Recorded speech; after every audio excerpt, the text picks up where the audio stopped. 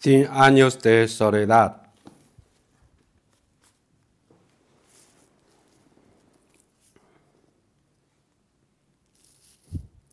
Magunto estaba en ruinas en los pantanos de las calles quedaban muebles despedazados, esqueletos de animales cubiertos de lirios colorados, últimos recuerdos de las hordas de advenedizos que se fugaron de Magunto tan atolondrados como habían llegado. Las casas baratas con tanta urgencia durante la fiebre del banano habían sido abandonadas. La compañía bananera desmanteló sus instalaciones de las antiguas ciudades alambradas. Solo quedaban los escombros, las casas de madera, las frescas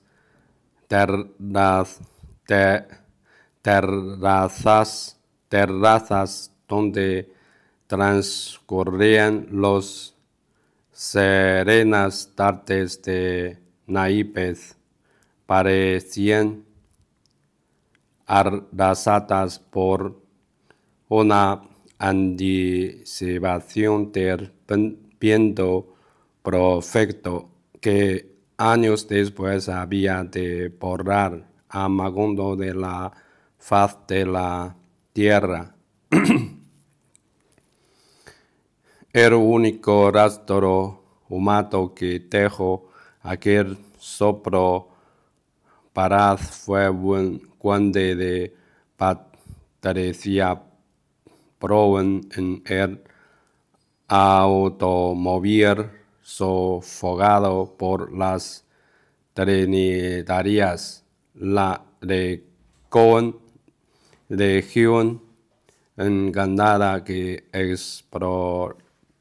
exploró José Argario Buendía en los tiempos de la fundación y donde luego prosperaron las plantaciones de banano. Era un tremedal del cebar putrefactas en cuyo horizonte remoto se alcanzó a ver por varios años de la espuma silenciosa del mar. Aureliano II padeció una crisis de aflicción. El primer domingo que vistió ropas secas y salió a reconocer el pueblo. Los sobrevivientes de la catástrofe, los mismos que ya vivían en Magunto antes de que fuera sacudido por el huracán de la compañía bananera, estaban sentados en mitad de la calle gozando de los primeros soles.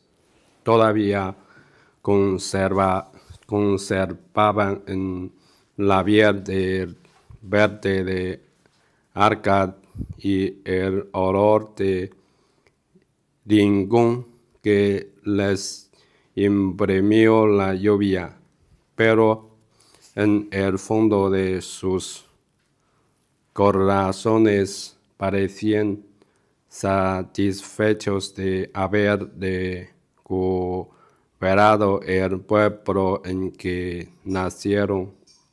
La calle de los turcos era otra vez la de antes, la de los tiempos en que los árabes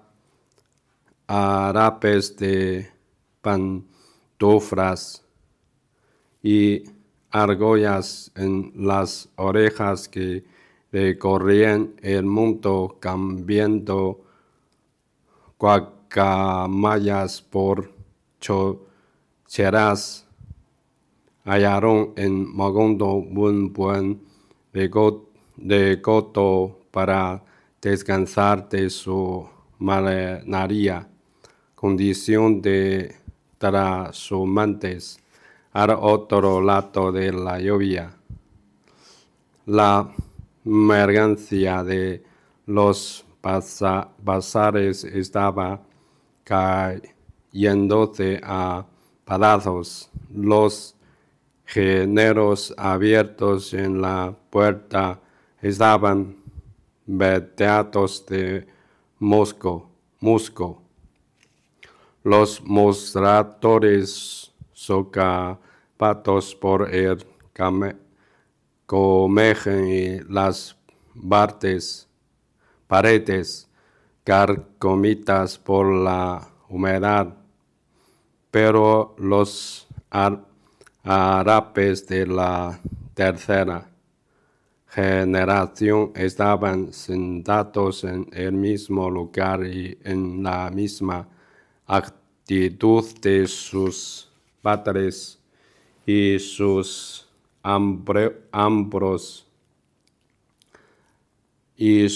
abuelos, taciturnos, imbávidos,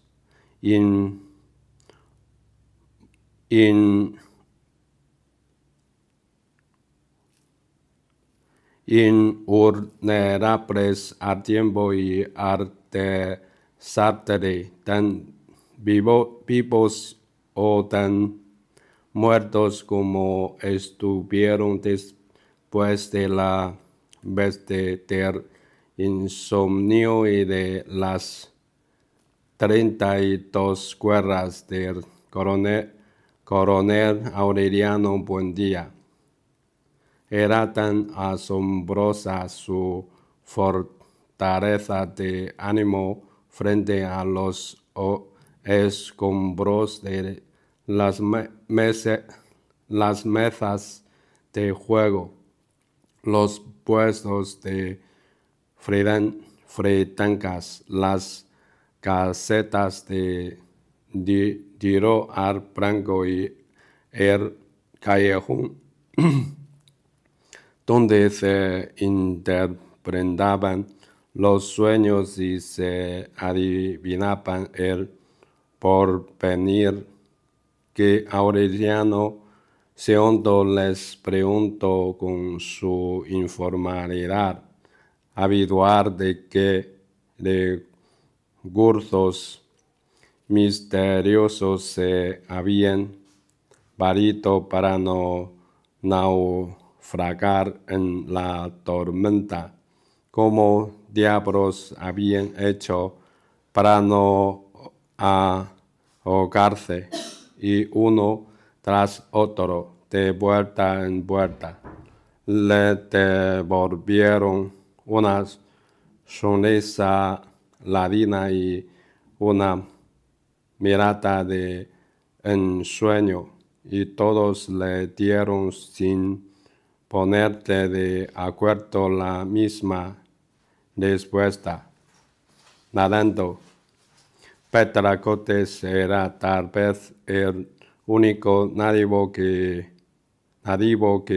tenía corazón de árabe. Había visto los últimos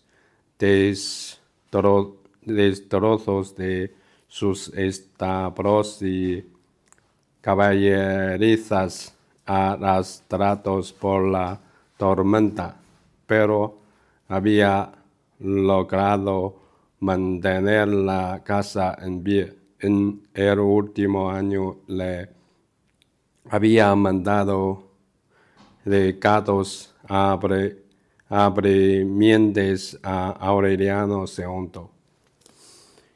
Y este le había contestado que ignoraba cuándo volvería a su casa, pero que en todo caso llevaría un cajón de monedas de oro para empezar el dormitorio. Entonces ella había escarbado en su corazón, buscando la fuerza que le permitiera sobrevivir a la desgracia, y había encontrado una rabia de flexible y justa, con la cual había jurado restaurar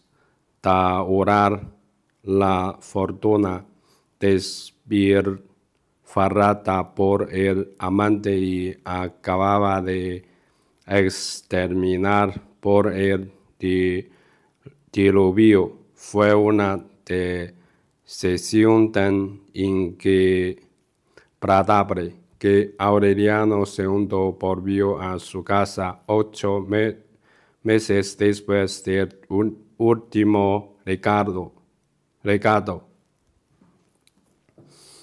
y la encontró verde, desgreñada, con los barbatos hundidos y la piel escarchada por la sarna, pero estaba escribiendo números en pedacitos de papel para hacer una rifa. Aureliano II se quitó atónito y estaba tan escuálido y tan solemne que Betarcotes no creyó que quien había vuelto a buscarla fuera el amante de toda la vida, sino el hermano gemelo. Estás loca, dijo él, a menos que pienses rifar los huesos. Entonces ella le dijo que se asomara al dormitorio, y Aureliano II vio la mula. Estaba con el pellejo pegado a los huesos como la dueña, pero tan viva y resuelta como ella. Betarcotes la había alimentado con su rabia, y cuando no tuvo más hierbas, no maíz ni raíces, la albergó en su propio dormitorio y le dio a comer las sábanas de pergal, los tapices berzas, los sobrecamas de peluche, las cortinas de terciopelo y el varío bordado con hilos de oro y borlones de seda de la cama episcopal.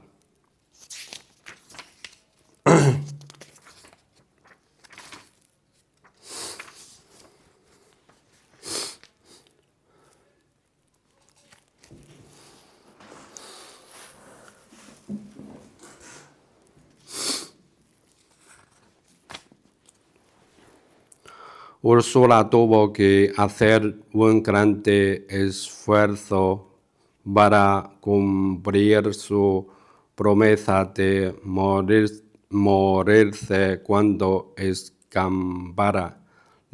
Las ráfagas de lucides que eran tan escasas durante la lluvia se hicieron más frecuentes a partir de agosto, cuando empezó a soplar el viento árido que sofocaba los aires y petrificaba los pantanos y que acabó por esparcir sobre Magunto el polvo abrasante que cubrió para siempre los exiliados techos de zinc y los armaduros centenarios.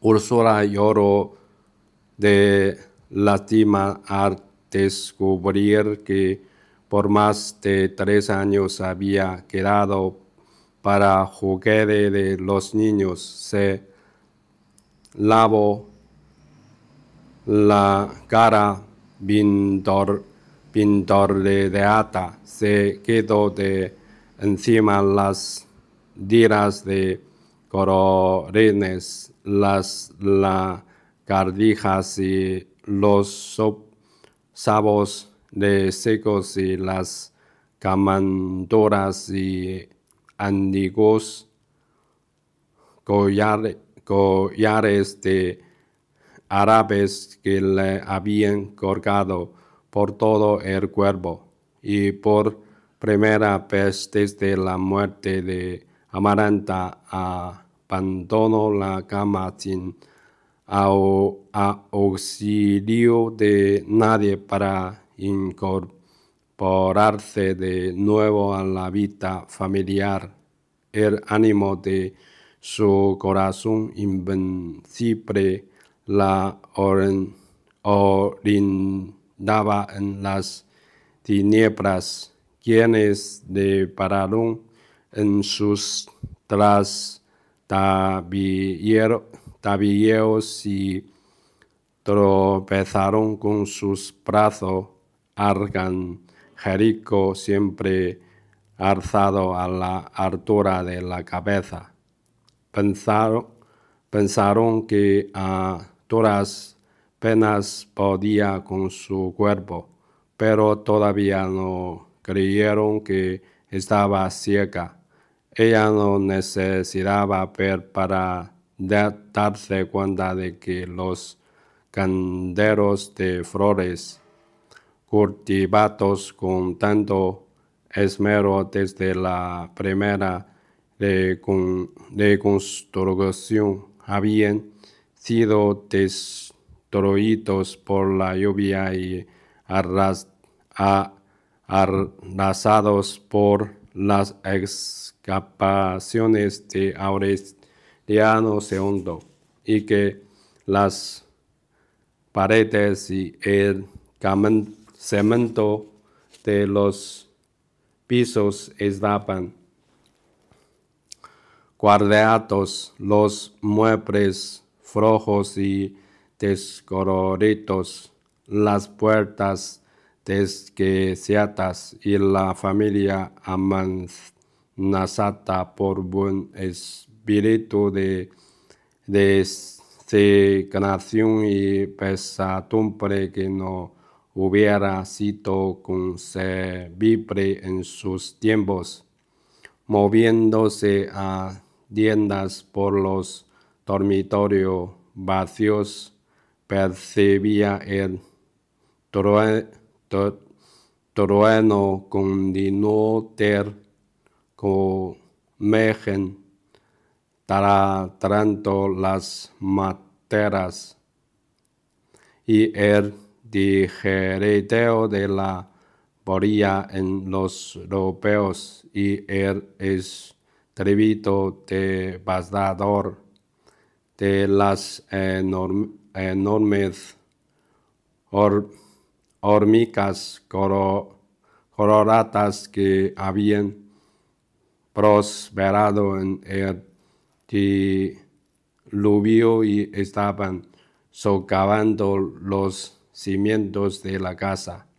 Un día abrió el baúl de los santos y tuvo que pedir auxilio a Santa Sofía de la Piedad para quedarse de encima las cucarachas que saltaron del interior y que ya habían pulverizado la ropa.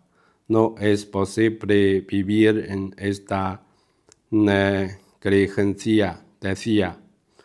A este paso terminaremos devorados por las bestias. Desde entonces no tuvo un instante de reposo.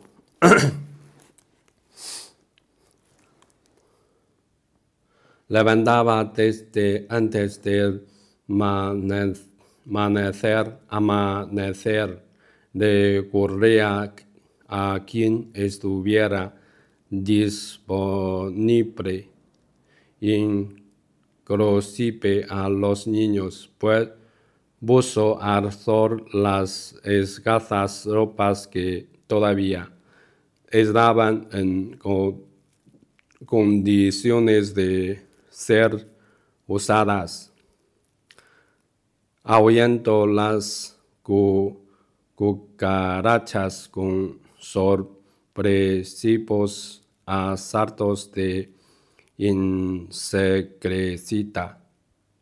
Raspó las penas del comejen en puertas y ventanas y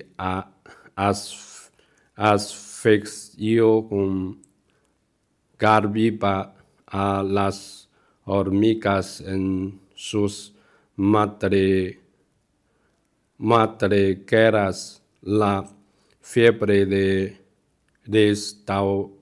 restauración acabó por llevarla a los cuartos olvidados. Hizo desembarazar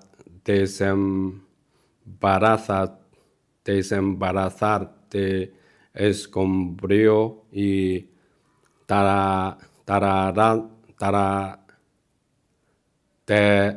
telarañas la habitación donde a José Arcadio Buendía se le secó la mollera, buscando la piedad filosofal.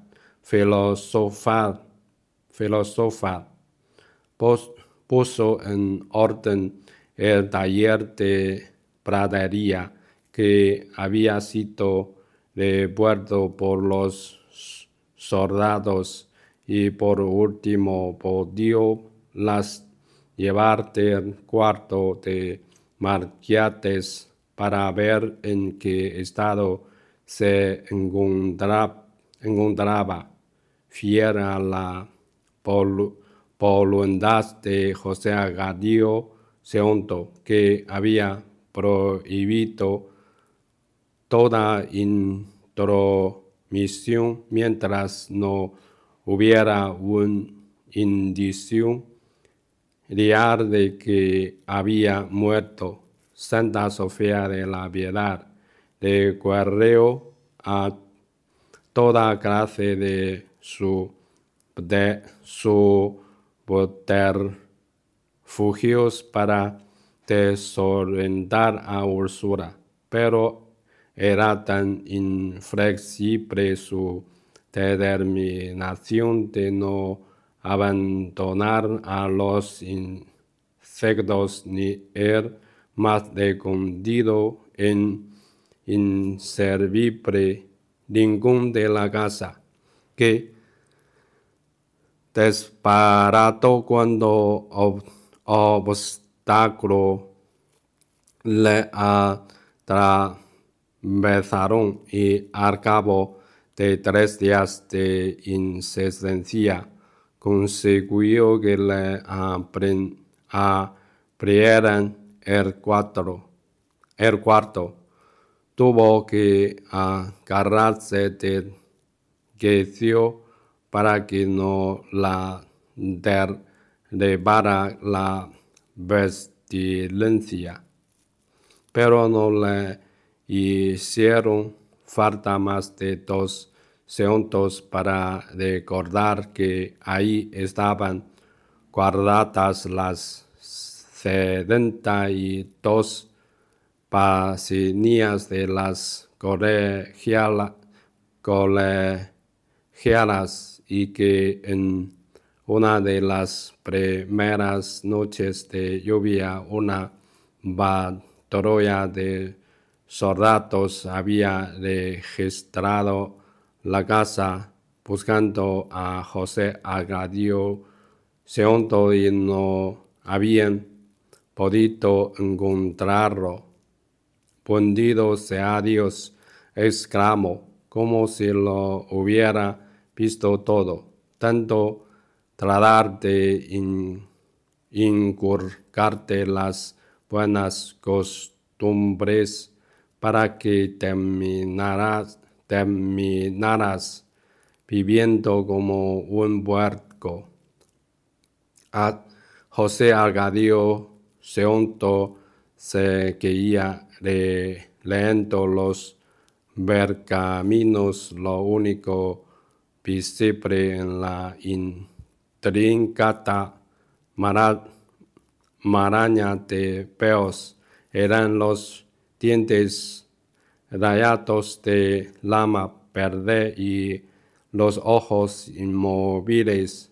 Al reconocer la voz de la bisabuela, movió la cabeza hacia la puerta, trató de sonreír y sin saberlo repitió una antigua frase de Úrsula. ¿Qué quería? Murmuró. El tiempo pasa. Así es, dijo Úrsula, pero no tanto.